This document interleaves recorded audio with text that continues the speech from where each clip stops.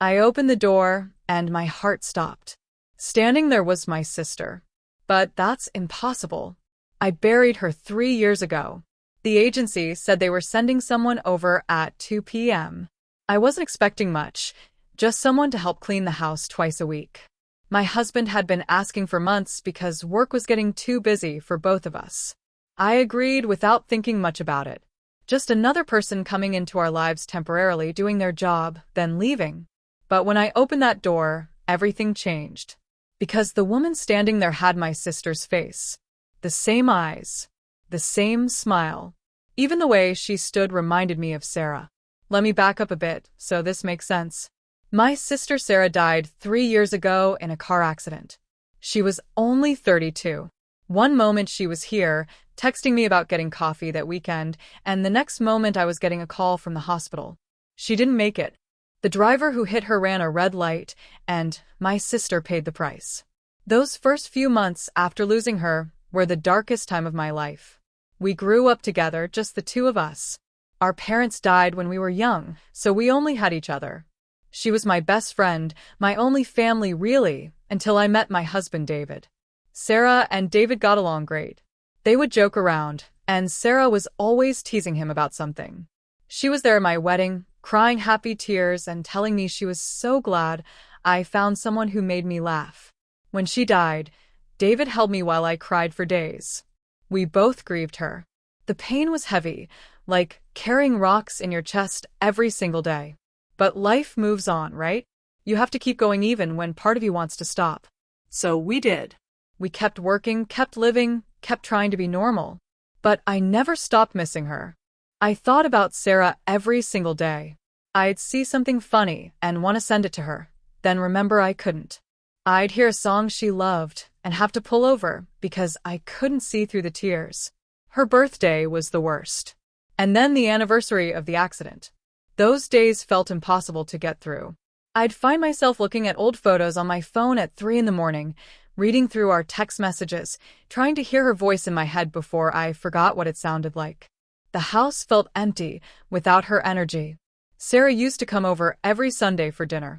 She'd burst through the door with wine and stories about her week, and we'd laugh until our stomachs hurt. After she died, Sundays became the hardest day of the week. That's when the silence was loudest.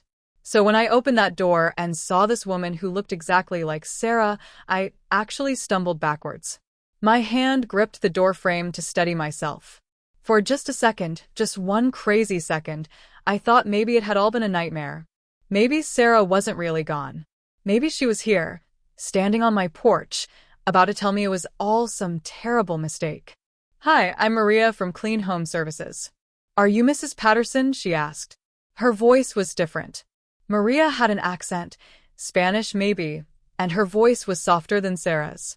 But the face was almost identical. Same dark brown eyes, same small nose, same shape of the lips, same little freckle near her left eyebrow. Her hair was a bit different, longer and darker than Sarah kept hers, but the resemblance was impossible to ignore. It was like looking at a version of my sister from another life. Yes. "Yes, I'm sorry, come in," I managed to say. My hands were shaking.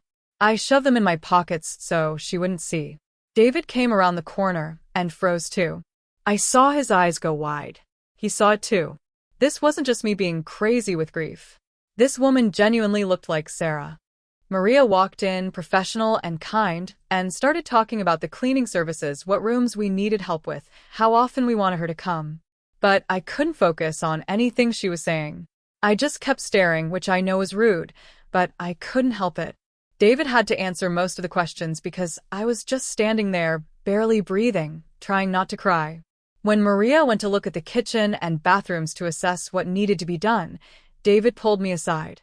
"Are you okay?" he whispered. I shook my head. I wasn't okay. How could I be okay? "She looks exactly like her," I said, my voice cracking. "I know," David said, putting his arm around me. "I know she does." "What do we do?" I asked. David thought about it for a long moment. "I don't know, but maybe we shouldn't make any quick decisions. Let's just see how today goes." Maria finished looking around and gave us a quote. Everything seemed normal and professional. She was kind, thorough, asked good questions. She said she could start next week if we wanted. I heard myself saying yes, even though my brain was screaming that this was too weird, too painful, too much. After Maria left that first day, I sat on the couch and cried. David sat next to me, not saying anything, just being there. I don't know if I can do this, I said. Every time I look at her, it's like losing Sarah all over again. We can cancel, David said gently. We can call the agency and ask for someone else. But something stopped me from doing that. Something I couldn't quite explain. Maybe it was the way Maria smiled. Maybe it was the feeling I got when she was in the house, like a tiny piece of Sarah's energy had come back. Maybe I was just desperate for any connection to my sister, even if it was through a stranger who happened to look like her. Let's try it, I said finally. Just for a few weeks. And if it's too hard, we'll find someone else. Maria started coming twice a week, Tuesdays and Fridays. At first, I made sure I wasn't home when she came. I'd find excuses to work late or meet friends for coffee. It was too painful. Every time I saw her, it felt like seeing a ghost. Like the universe was playing some cruel joke on me. Look, here's what you lost. Here's what you can't have back. Here's a reminder of your pain walking around your house, cleaning your kitchen, existing in the space where your sister used to be. But David started talking about Maria after each visit. Small things at first. Maria organized the kitchen so well today. She found a system that actually makes sense.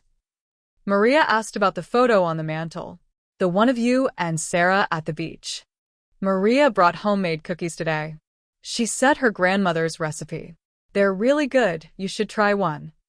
David seemed lighter when he talked about Maria. Like having her around was actually helping somehow, making the house feel less empty. So I decided to try being home for one of her visits. It was a Tuesday morning. I worked from home that day, set up my laptop in the living room. Maria came in with her supplies, smiled at both of us, and got to work. I sat there pretending to answer emails, but really just watching her move around the house. She hummed while she cleaned. Sarah used to do that too. Not the same songs, but the same habit. This quiet humming like she was content, like she was in her own little world. I noticed other things too. The way Maria tucked her hair behind her ear when she was focused. Sarah did that. The way she'd step back and look at something she'd just cleaned, tilting her head to make sure it was perfect. Sarah did that too. But then there were differences. Maria moved more slowly, more carefully. Sarah was always rushing, always moving at full speed. Maria seemed calmer, more at peace with herself. After about an hour, Maria took a break and I offered her some water. We sat at the kitchen table and she thanked me with that same warm smile. You have a beautiful home, she said. You can tell there's a lot of love here. I can feel it when I clean.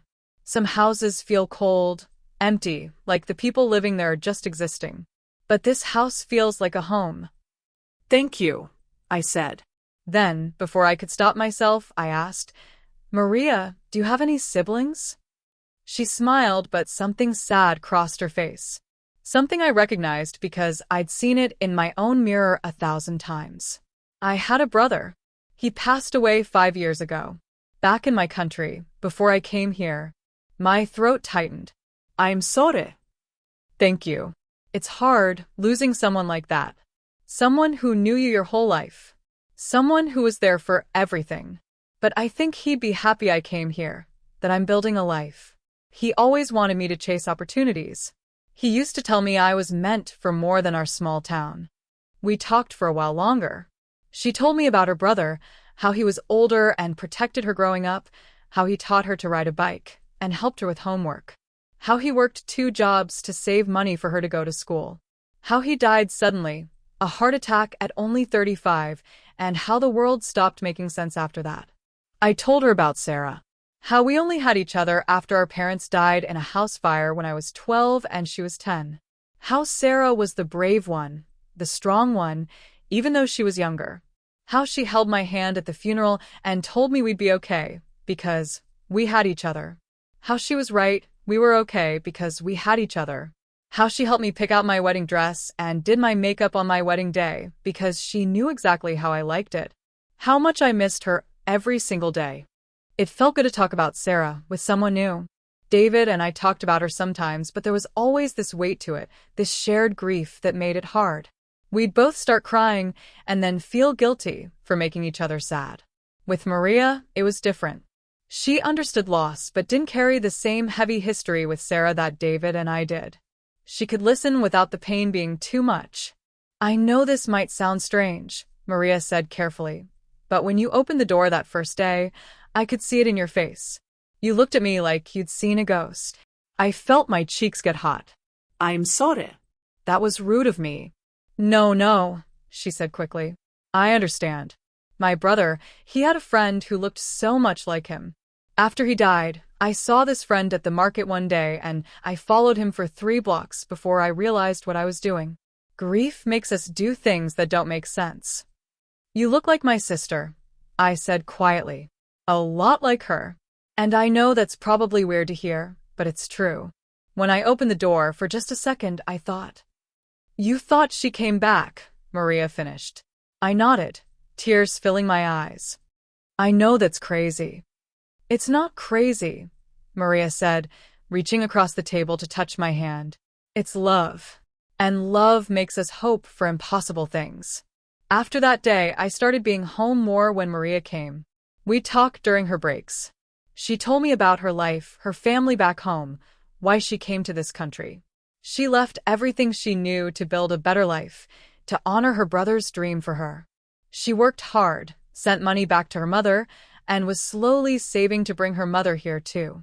I told her stories about growing up with Sarah, the trouble we'd get into as kids. The time we tried to dye our hair blonde with lemon juice and ended up with orange streaks. The way she'd always stick up for me at school, even when it got her in trouble. How she was the first person I told when I met David.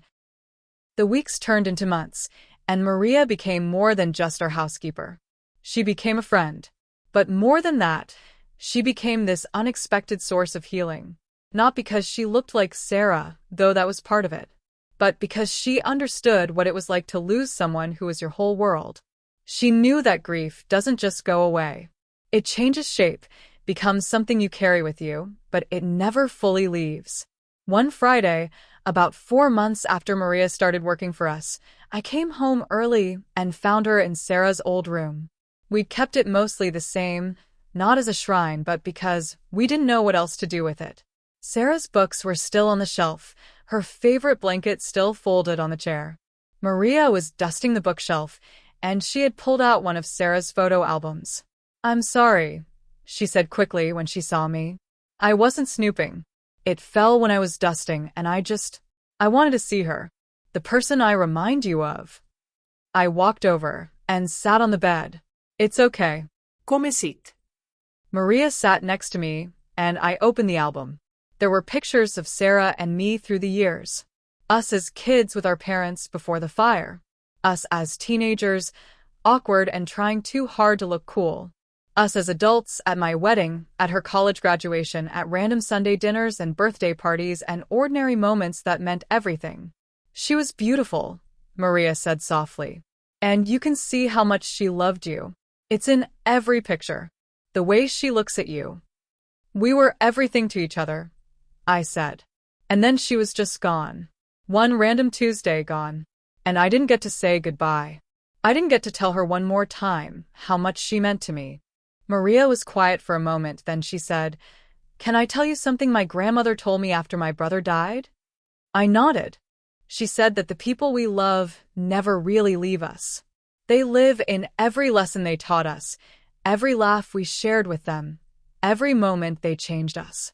My brother taught me to be brave, to take chances, to believe in myself. And every time I do those things, he's alive in me. Your sister, she's alive in you. In your kindness, in your strength, in the way you love the people around you. I started crying, not the heavy, painful crying I'd done so much of in the past 3 years, but softer tears, the kind that come when someone says exactly what you needed to hear. Thank you, I whispered. Maria hugged me, and for just a moment, it felt like hugging Sarah. Not because Maria looked like her, but because of the feeling, the comfort, the sense that maybe, just maybe, I was going to be okay. After that day, things shifted. I stopped seeing Maria as a painful reminder of what I'd lost and started seeing her as a gift. A reminder that connection and love can show up in unexpected ways. That healing doesn't mean forgetting. That grief and joy can exist in the same space. David noticed the change too. "You seem lighter," he said one night as we were getting ready for bed. "Happier." "I think I am," I said. "Maria has helped me in a way I didn't expect. Not by being Sarah, but by understanding what it's like to lose someone like that. And by showing me that life keeps going, that there's still beautiful things ahead, even when you think the best parts are behind you." Maria started staying for lunch, sometimes after she finished cleaning. We'd sit in the kitchen and talk about everything and nothing. She told me about the man she was dating, and I gave her advice like a big sister would. She helped me organize Sarah's things, not to get rid of them, but to honor them properly. We made a memory box with Sarah's favorite items, her journal, some of her jewelry, photos. Things I could keep and look at when I missed her, without having an entire room frozen in time. One day, about 8 months after Maria started working for us, she came over on a day she wasn't scheduled to clean. She had something in her hands, wrapped in tissue paper. "I made this for you," she said, handing it to me. I unwrapped it carefully. Inside was a beautiful hand-stitched pillow cover with an embroidered quote that read, "Those we love don't go away, they walk beside us every day." "My grandmother used to say this," Maria explained. "I thought of you when I was making it." I hugged her tight, tears in my eyes again. But good tears. Grateful tears. "You've given me so much," I told her. "You helped me heal in a way I didn't think was possible." "You helped me too," Maria said. "You made me feel less alone. You reminded me that I'm not the only one carrying this kind of loss. And you showed me what it looks like to honor someone's memory while still living your life." That's when I realized what had happened. Maria didn't come into my life to replace Sarah. She came into my life to show me that love doesn't end when someone dies. It transforms. It finds new ways to show up. And sometimes, the universe sends you exactly what you need in the most unexpected package.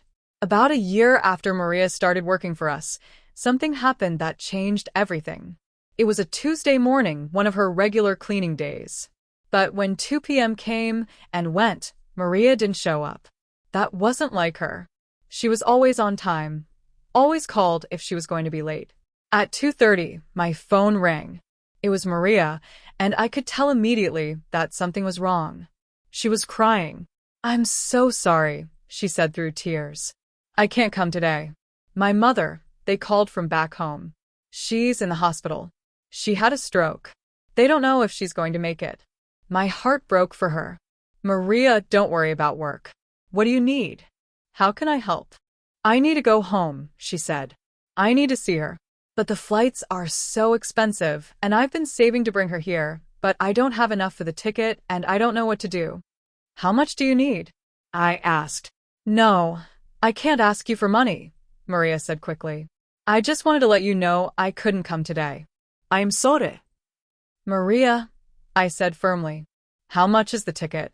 She told me. It was a lot, but not more than David and I could manage. And this wasn't even a question in my mind. "Consider done," I said. "I'm sending you the money right now. Go be with your mother." "I can't accept this," Maria protested. "It's too much." "Yes, you can," I said. "You've given me so much this past year. You've helped me heal, you've become my friend, and you've shown me what it means to keep going after loss. This is what people who care about each other do. They show up. Let me show up for you." Maria cried harder, but this time with relief mixed in with the fear. "Thank you. Thank you so much. I'll pay you back, I promise." "We'll figure that out later," I said. "Just go. Be with your mom. And keep me updated, okay?" I sent Maria the money within the hour. She was on a flight that night. For the next 2 weeks, she sent me updates. Her mother survived the stroke, but needed a lot of care. Maria stayed with her, helped her through physical therapy, made sure she was eating and taking her medication.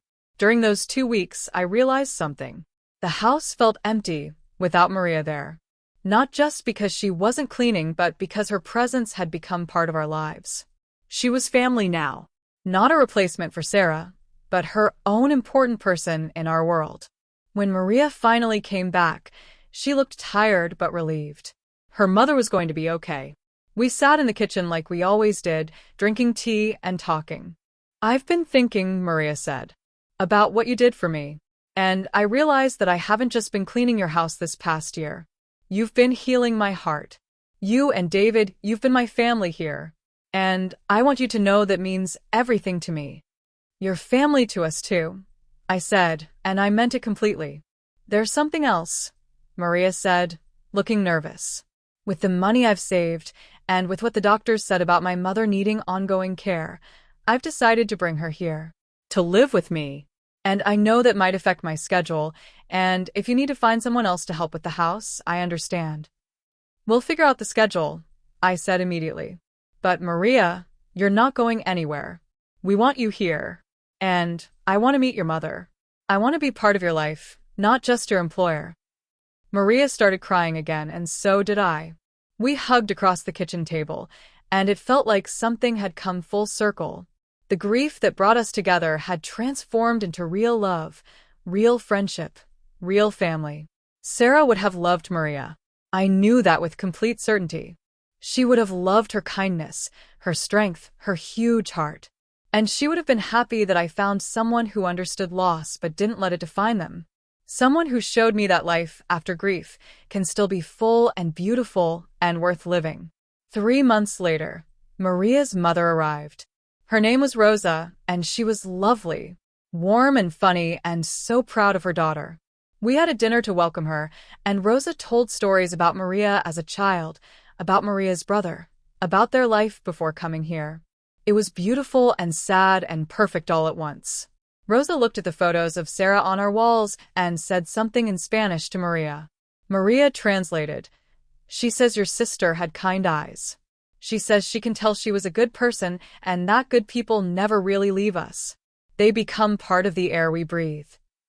I cried for what felt like the 100th time that year, but these were good tears. Healing tears. It's been 2 years now since I opened the door and saw Maria for the first time. 2 years since my heart stopped because I thought I was seeing my sister's ghost. But what I was really seeing was the beginning of something I didn't know I needed. Maria still comes to help with the house, but now it's different. She brings Rosa sometimes, and we all have lunch together. We celebrate birthdays and holidays together. Maria and I go shopping like Sarah and I used to do. We text each other funny things throughout the day. She's not replacing Sarah. She never could. But she's filled a space in my life that was empty. She's family. I still miss Sarah every single day. I don't think that will ever change. But the pain has softened. It's not this sharp, cutting thing anymore. It's more like a dull ache, a permanent part of me, but one I've learned to live with. And a big part of that healing came from an unexpected place. From a woman who showed up at my door looking like my sister, but became so much more than that. I've learned that grief is strange and unpredictable. It shows up when you least expect it. But so does healing. So does love. So does hope. Sometimes the universe sends you exactly what you need in the form you least expect.